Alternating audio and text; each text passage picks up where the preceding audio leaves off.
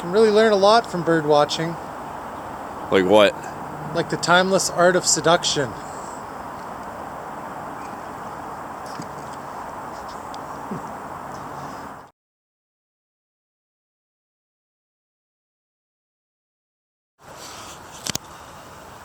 Native plants of British Columbia.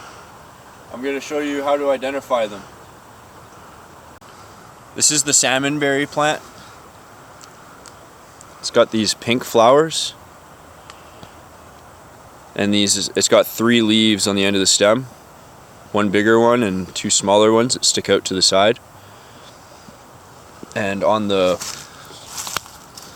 stalk, the trunk, the base, it's got thorns there, because it's in the rubus genus. Here's what the flowers look like when they've opened up a little bit more. Oop. So 5 petals, family Rosaceae, rose family, rubus genus. Later in the summer, these flowers, these pink flowers here, will turn into berries that are edible, and they're really sweet. They're good to eat. Indian plum, or osoberry. This is one of the first ones to leaf out in the spring.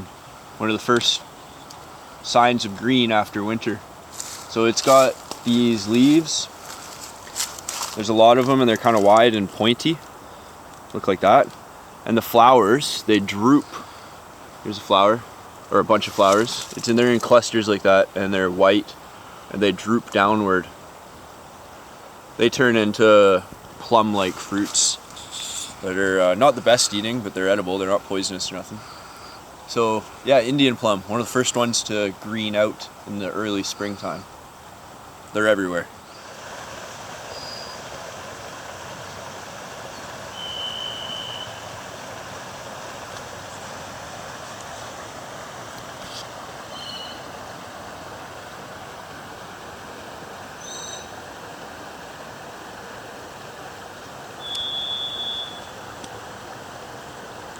Pretty classic little rainforest spot here.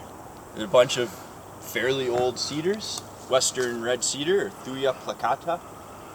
They got reddish bark, that's why they're called red cedars. And it's like stringy and very thin, and like with lines. The leaves look like this. Here. They're like scaly sort of leaves like that. They stay green all year. Another way to tell the cedars is they have buttresses at the bottom here. So it looks like the roots are like above ground. Yeah, perfect rainforest scene. There's also some sword fern down here. Likes to grow near the cedars. So yeah, cedars. Western red cedar. Stringy bark, reddish bark, and scaly sort of leaves. They smell amazing too. Bigleaf maple tree. You can tell because of the bark. It's like it's got grooves in it. And bigleaf maples, they pretty much always have a lot of moss on them too. Like right here. And then in the moss, sometimes there's licorice fern. It likes calcium. There's a lot of calcium in the bark of bigleaf maples. It's called licorice fern because the roots, or the rhizomes down there, if you dig them out, chew them up, they taste like licorice. It's really good. Licorice fern grows in the moss of the bigleaf maple. Another way to tell a bigleaf maple is that it's got a big leaf that looks like a maple leaf, and the bark. And also there's some blueberry, I think, oval leaf blueberry down here in the Ericaceae family, blueberries and huckleberries and stuff like that. So yeah, blueberry, bigleaf maple, and licorice fern growing on the bigleaf maple.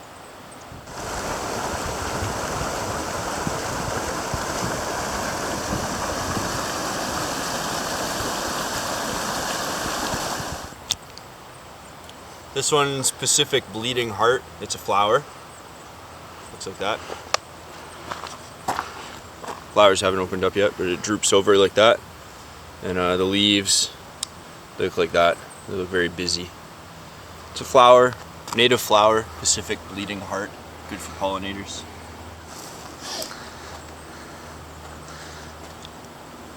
whole big community of Pacific Bleeding Heart. Pacific Bleeding Heart City. This one is red huckleberry. It's got small oval leaves and pinkish flowers, and it pretty much always grows on rotten stumps like this one. Sort of has an umbrella shape. This one doesn't have any flowers on it. I'll try and find one by the riverside here that does have flowers, but yeah, this is red huckleberry. One of my top favorite berries from the woods. Delicious.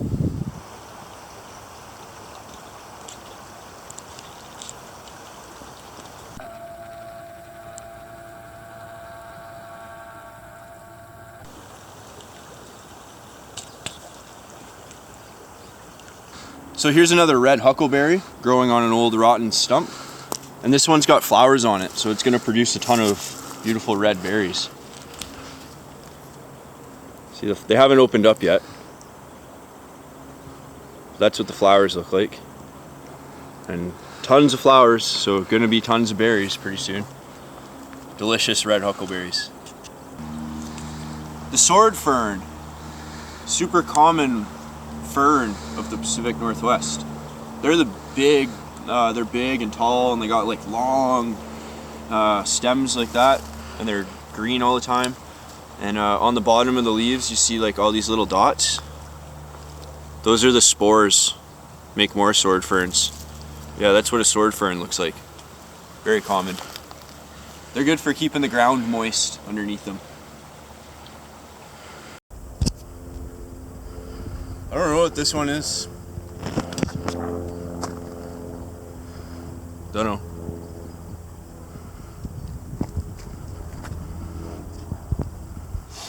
This ground cover plant is called Solomon seal. It's really small and it just like spreads quickly, covers the ground. The leaves are sort of waxy-ish, and the leaves sort of go around the stem. That's how you can tell what it is. So yeah, Solomon seal. Tons of Solomon seal on as a ground cover here. Just a sea of it. And then growing in the Solomon seal, those pink flowers, that's salmonberry. And there's some Indian plum back there. The first ones of the spring. But yeah, just a whole big sea of Solomon seal ground cover here. This one's red elderberry. It grows really tall, like this one's pretty high. The leaves, it's got tons of leaves on it, and they're pretty big. And then the flowers like that, there's like tons of flowers on the top ends of the stems there. So later when they become berries, there'll be tons of red berries. So yeah, red elderberry. Pretty common one. Very tall shrub. Here's a good example of a red elderberry. See how tall it is? It's almost like a tree. It's almost tree-like. Large shrub. This is a good one. Oregon grape. It's got all like a row of serrated leaves. I mean, they're like spiky on the sides. Not really spiky, like they're not gonna hurt you. But a row of spiky leaves like that. And then the flowers here, they look like a grape cluster. And they make pretty good tasting berries later in the year. Pretty common one. Grows in drier places. But yeah, Oregon grape, good one to know.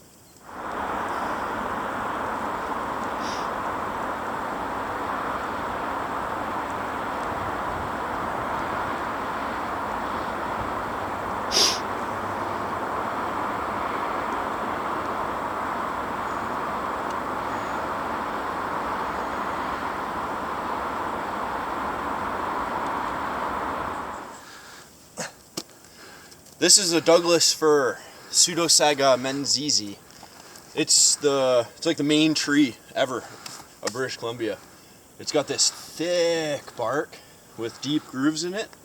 The thick bark is so that it survives forest fires, small ones. Grows to be just massive. Yeah, thick bark, big tree, Douglas fir. And then right next to it, here's a western red cedar, reddish bark. It's way thinner, and it's like stringy and papery. Over here, here's another example of a Douglas fir. Yeah, big tree, thick bark, Douglas fir. Here's a blueberry bush with some flowers on it. Those are gonna turn into berries pretty soon. Well, not pretty soon, but a few months. And then underneath the blueberry bush is another common ground cover, salal. These ones. Salal's got really thick, leathery leaves, and it's a ground cover. Very, very common. Here's what salal leaves look like close up. They're very thick and leathery. So here's some more of that Pacific bleeding heart. These purple ones, the pinkish ones. And then growing underneath there is this yellow one. It's called stream violet because it grows on the stream banks, moist areas. So you might see this beside the river or little creek that you're canoeing on. These yellow ones here, stream violet. Here's another salmonberry that grows right on the bank of the Coquitlam River. So you'll remember that salmonberry, it's got these bright pink flowers with 5 petals, and it becomes a delicious berry. Riverside salmonberry. This tree is western hemlock. The needles are very small. That's one way of identifying it. Very small, short little needles. And the top of the tree droops over. It doesn't stand up straight. It droops over. The bark looks like this.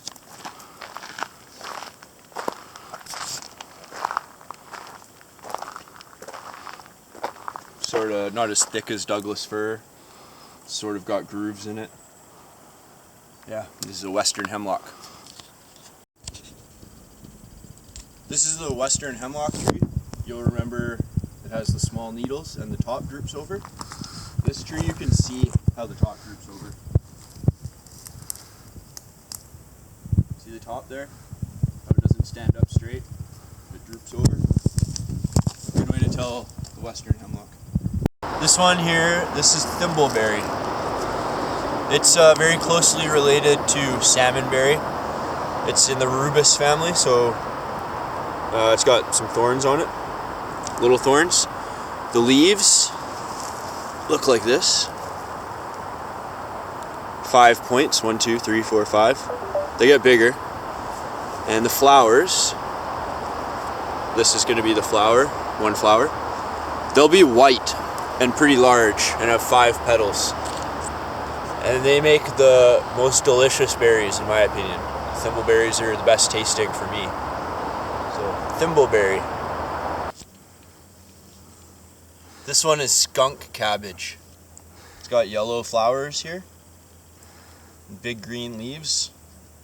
Smells like skunk.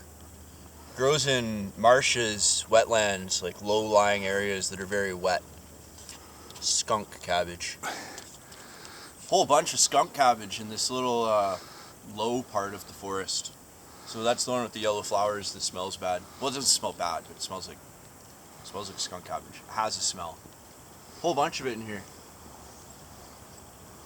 Must be pretty wet down here.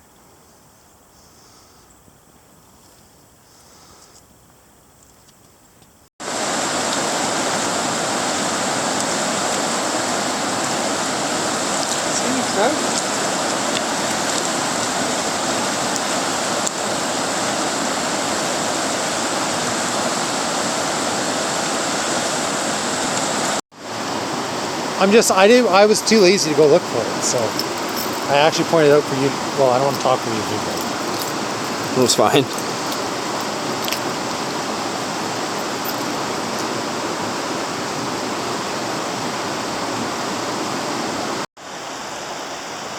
Cheers. This tree with the deep grooves and the lighter gray bark, that's a cottonwood, black cottonwood. They grow quickly and really tall.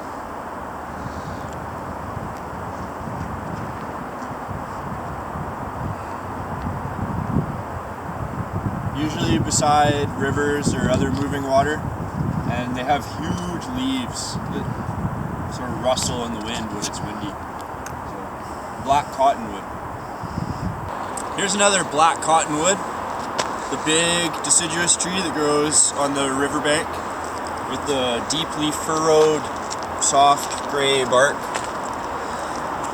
It's black cottonwood.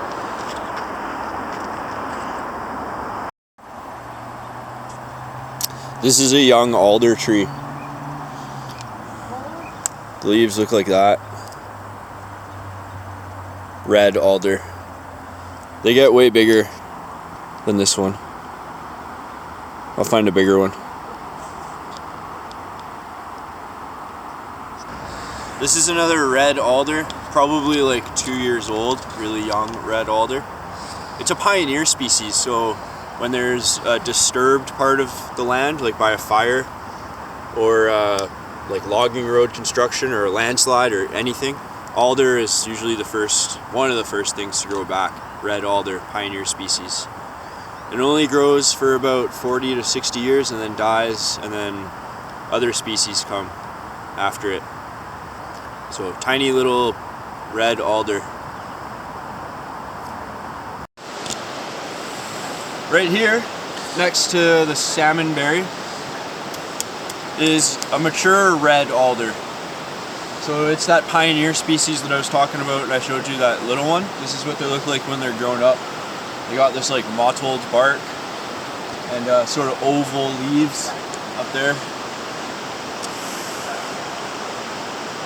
And they grow on disturbed places, like where there's been fires or landslides or logging. In this case, it looks like it was a flood that disturbed the earth, and then the pioneer species, the first thing to grow back after the flood has been these red alders. Good deciduous tree. This is a Nootka rose bush. It doesn't have roses on it yet, but it will later in the summer. It's got thorns on it, like most plants in the family Rosaceae. And the leaves are oval shaped and serrated, and they're in a pattern like 1, 2, 3, 4, 5, 6, 7. Like 3 like rows across from each other and then an extra one. So serrated leaves in that pattern. The roses, the flowers, they'll be light pink with 5 petals. So, Nootka rose.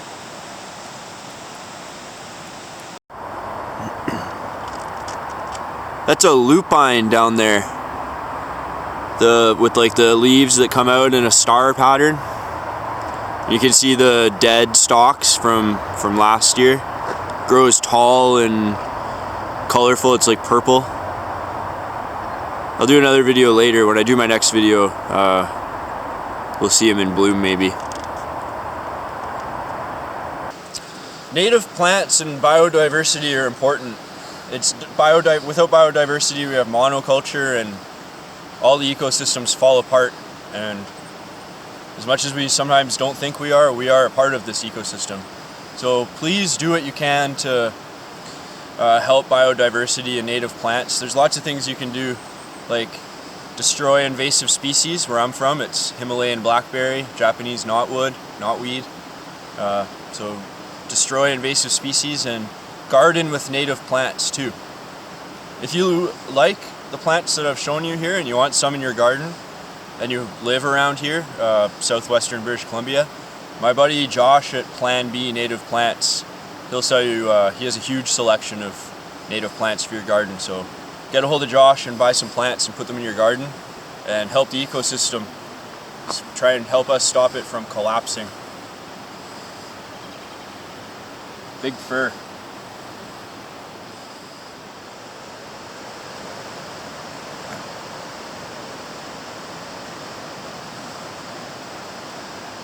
Thanks for watching my video about my favorite native plants. I hope it was useful, and I hope that you recognize some of them on your journeys. Most people, they just walk by everything and they don't pay any attention to small details or even moderate details. And they, you know, they'll travel thousands of kilometers on foot, by canoe, by vehicle, whatever, and they don't know what they're passing. They don't recognize a Pacific bleeding heart, or a stream violet, or a salmonberry. They don't know what those are, even though they've walked by them 1,000 times. So I hope that the next time you're out in the bush, adventuring or doing whatever, you recognize the little plants and become more immersed in your environment. Might lead to a better life. So thanks for watching my video. Pay attention to small details, please. And if I got anything wrong, let me know. I don't think I got anything wrong, but I might have misidentified some plants. If I did, please let me know so I can correct it. And I'm going to make another video in a few months about the same plants so that we can see how they've come along. They'll look different. The leaves will be bigger, they'll be taller maybe, the flowers will have turned to berries, so expect in a few months another botany video. Thank you very much for watching. Goodbye.